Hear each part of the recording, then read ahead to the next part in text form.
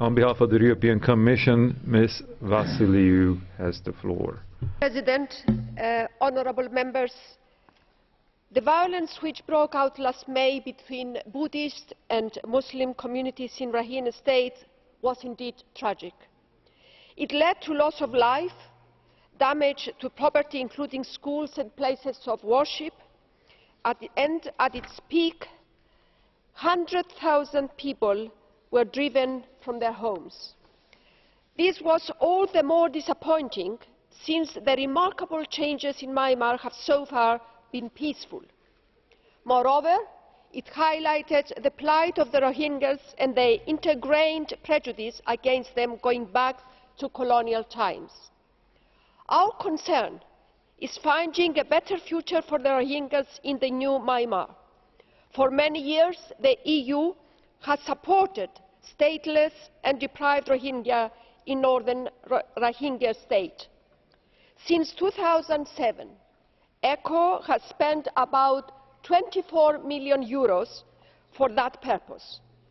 In the conclusions in April, EU foreign ministers recalled the need to clarify the legal status and improve the welfare of the Rohingya population.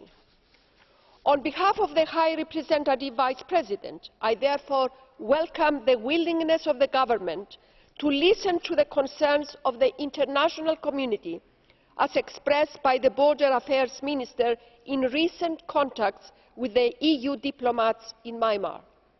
He has invited the UN country team and international diplomats to a dialogue on this matter later this month at a workshop in the capital of Myanmar.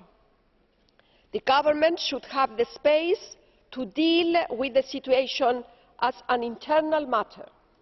But there are external implications since it affects our interests and values and shapes Myanmar's image abroad.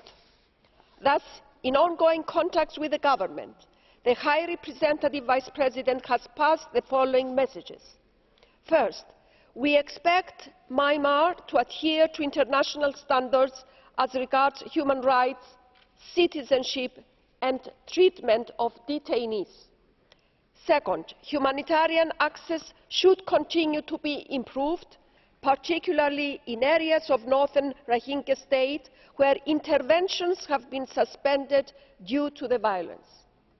Some 60,000 people still remain in temporary camps. As made clear by ECHO, the EU is ready and willing to help all those who have been affected by the violence. The government has allowed official visits by the international community, including the EU, to Rakhine State. That was most welcome to establish facts and a common understanding of the challenges ahead. But more could be done to help counter negative perceptions, for example, through access for local and international media. The government has publicly stated that the solution has to lie inside Myanmar. Both communities have to learn again how to peacefully coexist alongside each other. The President's establishment of the Independent Rakhine Investigation Commission, with a mandate to propose medium and long-term solutions, is a step in this direction. The Commission is due to report by mid-November 2012. We hope this report will be made public.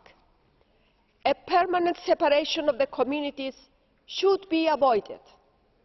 A solution must involve finding ways of reintegrating both communities.